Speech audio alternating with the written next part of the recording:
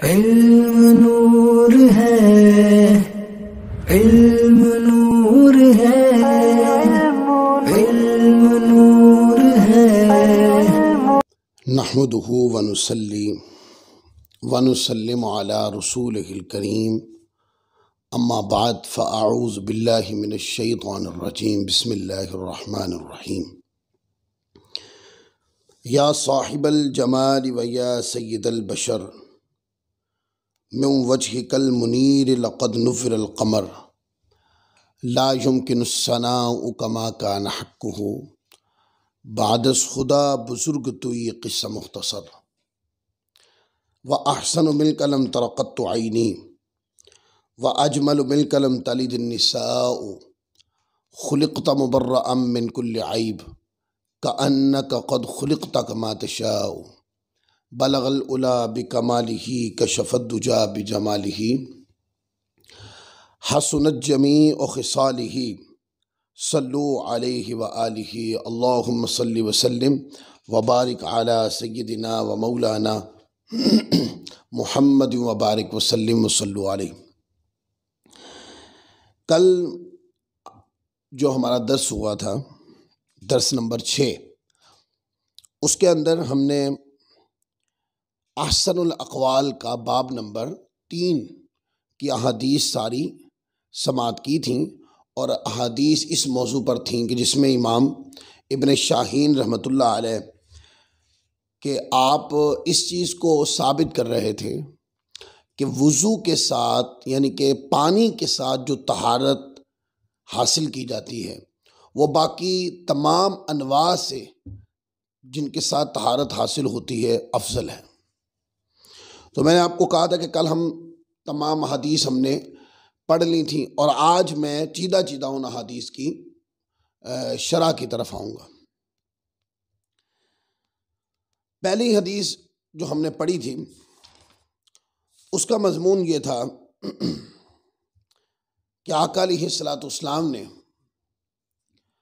وضو کر کے دکھایا، اور وضو کرنے کے بعد حضور علیہ الصلوۃ والسلام نے فرمایا کہ یہ میرا طریقہ ہے، اور مجھ سے پہلے انبیاء کرام کا بھی یہی طریقہ ہے۔ اب اس حدیث پاک سے دلیل یہ ملی کہ قرآن مجید کے اندر آیت کریمہ ہے، اللہ تعالیٰ ارشاد فرماتا ہے لَقَدْ كَانَ لَكُمْ فِي رَسُولِ اللَّهِ أُسْوَةٌ حَسَنَةٌ، کہ نبی پاک صلی اللہ علیہ وآلہ وسلم کی زندگی ہر انسان کے لیے کامل، اکمل، مکمل، اجمل اور احسن نمونہ ہے۔ اگر بندہ انسانیت کی خوبصورت اور سب سے خوبصورت تصویر دیکھنا چاہے تو وہ آقا علیہ الصلوۃ والسلام کے سراپائے اقدس کو دیکھے، اور حضور علیہ الصلوۃ والسلام کی سیرت طیبہ پہ چلے تو انسان کی جو سب سے خوبصورت تصویر ہے اس کو پا لے گا، کیونکہ انسانیت کا جو فطری پیمانہ ہے وہ سب سے زیادہ خوبصورت حضور علیہ الصلوۃ والسلام کی شخصیت میں نظر آئے، اور پھر آپ کی سیرت طیبہ جو ہے وہ مشعل راہ بنی۔ اگر آج بھی کوئی بندہ انسانی تقاضوں کے مطابق اور فطری عمل کے مطابق اور اگر خوبصورت زندگی گزارنا چاہتا ہے تو اس کو چاہیے کہ وہ حضور علیہ الصلوۃ والسلام کی سنت طیبہ پر، آپ کے طریقہ پاک پر، آپ کے اسوائے حسنہ کے اوپر عمل کرے۔ پھر دوسری حدیث پاک پڑھی، اس کے اندر یہ پیغام تھا کہ سید عالم صلی اللہ علیہ وآلہ وسلم اپنی امت پر کتنے مہربان ہیں کہ ہر چیز کی عملی تربیت فرمائی اور اس کے فوائد سے بھی آگاہ فرماتے رہے۔ حضور علیہ الصلوۃ والسلام نے حدیث طیبہ کے ذریعے تعلیم دی، اور تعلیم دیتے ہوئے آقا علیہ الصلوۃ والسلام نے امت کی رعایت فرمائی، امت کو وہ چیزیں جو امت کی ضرورت تھی، امت کی اس کے اوپر ایک تو وہ چیزیں عطا فرمائیں، پھر اس کے اوپر تربیت بھی فرمائی، اور اس کے اوپر آسان طریقے سے عمل کرنے کا پیغام بھی اپنی سیرت طیبہ سے جاری فرمایا۔ پھر آگے حدیث نمبر 3 پڑھی تھی، اس کے اندر عبادات و معاملات وہی مقبول ہیں جو نبی پاک صلی اللہ علیہ وسلم کے حسین اور مبارک طریقہ کے مطابق ہیں، اور اسی میں دنیا اور آخرت کی کامیابی ہے۔ اعمال وہی کامیاب ہے۔ آپ دیکھتے ہیں عبادت کا حکم قرآن مجید میں ہے، پر اس کی ساری عملی تصویر جو ہے وہ آقا علیہ الصلوۃ والسلام کی سنت طیبہ میں ہے، سیرت طیبہ میں ہے۔ اس لیے آقا علیہ الصلوۃ والسلام کے سراپا اقدس اور حضور علیہ الصلوۃ والسلام کی سنت طیبہ کے مطابق عمل جو ہے، یہی بندے کو حقیقی کامیابی دلوا سکتی ہے۔ پھر ہم نے اگلی حدیث پاک کے اندر پڑھا تھا، اور اس کا مفاد یہ تھا کہ آقا علیہ الصلوۃ والسلام نے ارشاد فرمایا کہ نظر مبارک میں اس کے اندر ارشاد فرمایا کہ الطہور شطر الایمان، کے صفائی نصف ایمان ہے۔ اور میں نے کل اس حدیث پاک کو پڑھتے ہوئے یہ بھی گزارش کی تھی کہ چونکہ صفائی نصف ایمان ہے، یہ مضمون جو ہے یہ بغیر کسی قید کے آیا ہے، سو اس کے اندر بندہ مومن کو ہر طرح کی صفائی اپنانی ہوگی، اپنی قلبی صفائی بھی، نظریاتی صفائی بھی، اپنی جسمی صفائی بھی، اپنی گفتار کی صفائی بھی، اپنے کردار کی صفائی بھی، یہ اس کے اندر شامل ہے۔ لیکن حدیث پاک کا جو ورود ہے وہ ظاہر کی صفائی سے متصل ہے کہ بندے کو چاہیے کہ اپنا لباس صاف ستھرا رکھے اور اپنے اعضائے جسمیہ کو صاف و پاک رکھے۔ پھر آگے دیکھیں، اس کے اندر یہ بھی شامل ہے، مثلا لباس ہے، جسم ہے، امامہ ہے، ٹوپی ہے، رومال وغیرہ صاف ستھرے ہوں، اور ظاہر کی طرح باطن کو بھی ستھرا رکھنے کی کوشش کرنی چاہیے۔ یہ تمام مضامین اس حدیث پاک کے اندر موجود ہیں۔ پھر آقا علیہ الصلوۃ والسلام نے سبحان اللہ و بحمدہ سبحان اللہ العظیم، وضو والے اعضاء قیامت کے دن، حدیث پاک میں آیا کہ آقا علیہ الصلوۃ والسلام جب آپ اپنی کوہنی مبارک دھوتے تو کوہنی مبارک میں تھوڑا اضافہ کرتے، اور جب ٹخنا مبارک دھوتے تو اضافہ کرتے۔ جب اس کی وجہ پوچھی گئی تو آقا علیہ الصلوۃ والسلام نے فرمایا کہ میری امت قیامت والے دن اعضائے وضو سے پہچانی جائے گی، لہذا کامل وضو کرو تاکہ کوئی عضو دھوئے جانے سے رہ نہ جائے۔ اس کے اندر آقا علیہ الصلوۃ والسلام نے اپنی امت کو یہ خوشخبری بھی سنا دی۔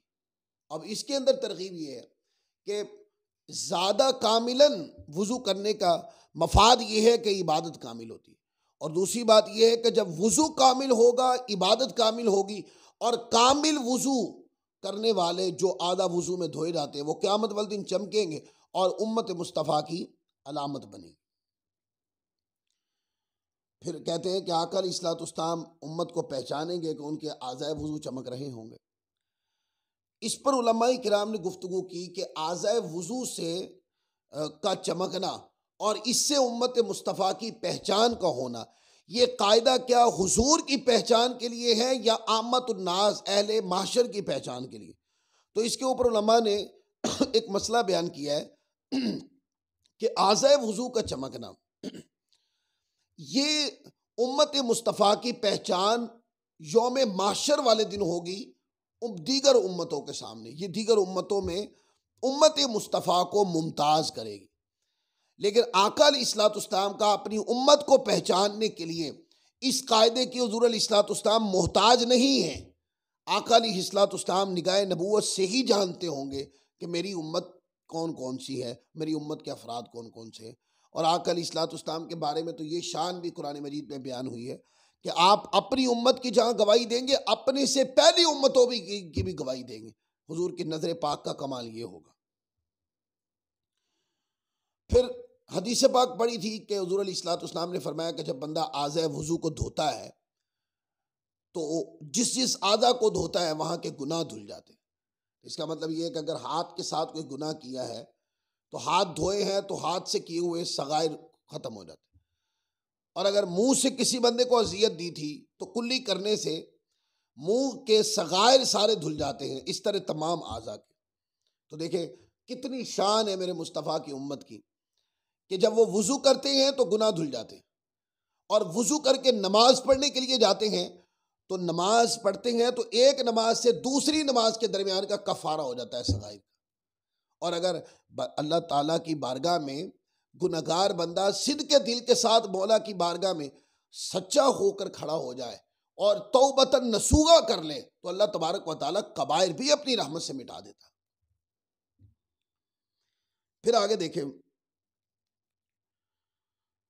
کہ آقا علیہ الصلوۃ والسلام نے ایک حدیث پاک میں درجات کی بلندی کی طرف بھی اور ہلاکت کے معاملات کا بھی بتایا کہ درجے بلند کیسے ہوتے ہیں، ہلاکت کون سے معاملات ہیں جو بندے کو ہلاکت میں ڈال دیتے ہیں، اور کون سے معاملات ہیں جس سے کفارات ہوتے ہیں۔ تو اس کے اندر حضور علیہ الصلوۃ والسلام نے یہ فرمایا تھا کہ کھانا کھلانا، مسلمانوں کو سلام کرنا، رات کو نماز پڑھنا، یہ درجات کو بلند کرتا ہے۔ اور پھر اسی طرح جہاں پر یہ وہاں فرمایا کہ باجماعت وضو کامل وضو کرنا اور ایک نماز کے بعد دوسری نماز کا انتظار کرنا اور باجماعت نماز ادا کرنا، یہ گناہوں کا کفارہ ہے، جیسے اس پر حدیث پاک پڑھی گئی تھی۔ اور ہر حالت میں انصاف کرنا، اپنی بساط کے مطابق اللہ عز و جل کی راہ میں خرچ کرنا، ہر حالت میں خوف خدا کرنا نجات ابدی کا باعث بنتا ہے۔ یہ اس حدیث پاک کا مفاد تھا۔ پھر کہا کہ کون سی چیز ہے جو ہلاکت میں ڈال دیتی، وہ یہ کہ بھیجا کنجوسی کرنا۔ ایک ہوتا ہے جائز کنجوسی کرنا، مطلب بھی اسراف سے بچنے کے لیے اپنے آپ کو روکنا۔ پہلی بات تو یہ کنجوسی کے زمرے میں نہیں آتا، کنجوسی اور چیز ہے، اور اسراف سے بچنے کے لیے مال کو روکنا اور چیز ہے۔ کنجوسی بندے کو ہلاکت میں ڈال دیتی ہے، یعنی کہ جائز جگہ پر پیسے خرچ کرنے تھے، آپ نے جائز جگہ پر اور ضرورت کی جگہ پر پیسہ خرچ کرنے سے بھی ہاتھ کو روک لیا تو کنجوسی ہو گئی۔ اب اس سے کیا ہوگا؟ حق تلفیاں شروع ہو جائیں گے، حقوق جو ہے نا خصب ہونا شروع ہو جائیں گے۔ یہ کیا ہے؟ پھر نافرمانی کا زمرہ دائرہ کار وسیع ہونا شروع ہو جائے گا۔ یہی ہلاکت کے باعث ہے۔ پھر آگے خواہشات نفسانی کی پیروی کرنا، یہ بندے کو ہلاکت میں ڈالتی، اس سے بچنا چاہیے۔ اور خواہشات کی پیروی سے بہتر ہے کہ اللہ تعالیٰ کی فرما برداری کی طرف جانا، اللہ تبارک و تعالیٰ عز و جل کی نافرمانی سے بچنا، فرما برداری کو اپنا لینا۔ یہ ہے بندے کی زندگی کی حقیقت اور ضرورت اور اہمیت اور مقصود بندے کو دنیا میں بھیجنے کا۔ اور جب خواہشات نفسانی چونکہ شیطان کی طرف سے ہوتے ہیں تو اس کے مخالف سمت چلنا چاہیے، اللہ کی رضا کی طرف۔ پھر آگے دیکھیں، اور تیسری بات جو حدیث پاک میں بیان کی گئی تھی جس سے بندہ ہلاک ہو جاتا ہے، فرمایا وہ تکبر اور تفخر ہے، یعنی اپنے اوپر تکبر کرنا اور فخر کرتے رہنا نہیں، بلکہ بندے کو کیسا ہونا چاہیے؟ بندے کے اندر عاجزی اور انکساری ہونی چاہیے۔ اگر بندے نے کوئی عمل کیا بھی ہے تو اس کو اپنی طرف منسوب نہ کہے کہ یہ اللہ کا کرم ہے، یہ اللہ کا فضل ہے۔ تو یہ چیزیں جو ہے یہ اپنے، کوئی بندہ چاہے کہ میں اپنے اوپر فخر نہیں کرنا چاہتا ہوں تو اس کو چاہیے کہ اس کو جو نعمت ملے اللہ کا شکر ادا کرے۔ وہ اگر کسی کی مدد کرے، وہ تعریف کرے تو اس کو کہے کہ اللہ تعالیٰ کا شکر ادا کرے، یہ اللہ تعالیٰ کی طرف سے عطا کردہ نعمت ہے۔ تو انشاءاللہ عز و جل جو رجحان تفخر کا ذات کی طرف شیطان بڑھاتا ہے اس میں آہستہ آہستہ کمی واقع ہونے، یعنی کہ طبیعت میں جتنی زیادہ شکر کی آمیزش ہو جائے گی اتنا ہی زیادہ تفخر طبیعت سے ختم ہوتا چلے گا۔ فخر کرنا ہے تو اللہ کے انعام پر کریں، اللہ کی رحمت پر کریں، اللہ کے فضل پر، اللہ کے کرم پر، اللہ کی نعمت پر جتنا فخر کرنا ہے کریں، پر اپنی ذات پر نہ کریں، کیونکہ بندہ تو فانی ہے، عطا تو مالک کی ہے۔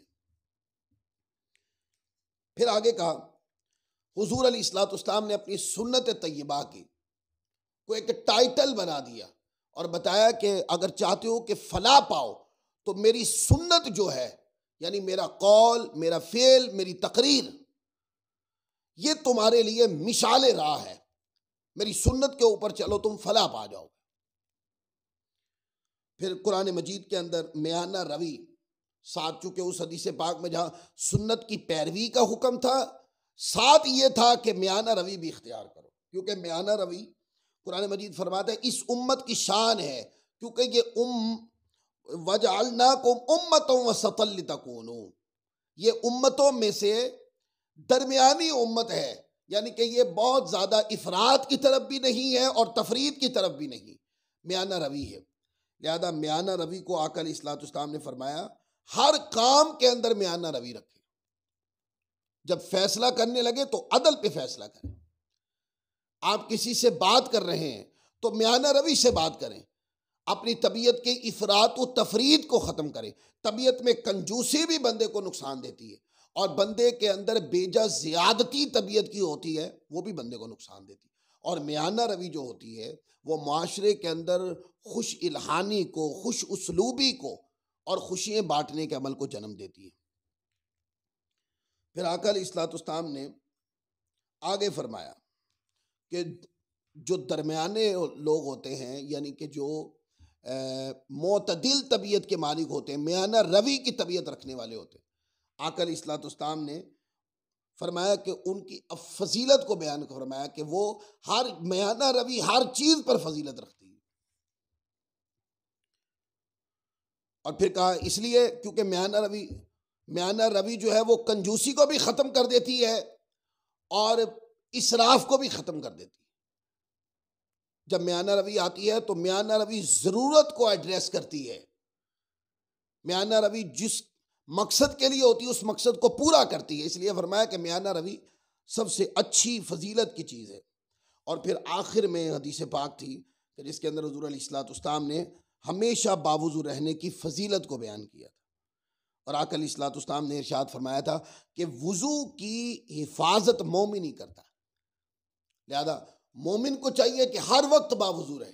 اور اس کی فضیلت دیکھیں گے آپ، اس کی برکتیں دیکھیں گے، علماء نے کتابوں میں لکھا ہے کہ کوئی بندہ باوضو ہو کر کسی جائز عمل میں کامیابی کے لیے گھر سے نکلے تو وہ کامیاب ہوگا۔ اگر بندہ چاہے کہ میں سفر پہ جا رہا ہوں، مجھے رستے میں تکلیفیں نہ آئیں، تو کہا کہ باوضو ہو کر اپنے گھر سے سفر میں نکلیں، انشاءاللہ وضو کی برکت سے سفر میں ہونے والی تکلیفیں اور صعوبتیں بہت کم ہو جائیں۔ تو یہ آج میں یہاں پر ختم کر رہا ہوں۔ انشاءاللہ عز و جل اگلا جو باب ہے جو علامہ ابن شاہین رحمۃ اللہ علیہ نے باندھا ہے وہ نماز کی فضیلت کے بیان میں ہے۔ انشاءاللہ پھر اگلے درس میں ہم نماز کی فضیلت کے بیان میں احادیث انشاءاللہ عز و جل سماعت کریں گے۔ اللہ تعالیٰ عز و جل ہم سب کو عمل کی توفیق عطا فرمائے۔ وما علینا الا البلاغ المبین۔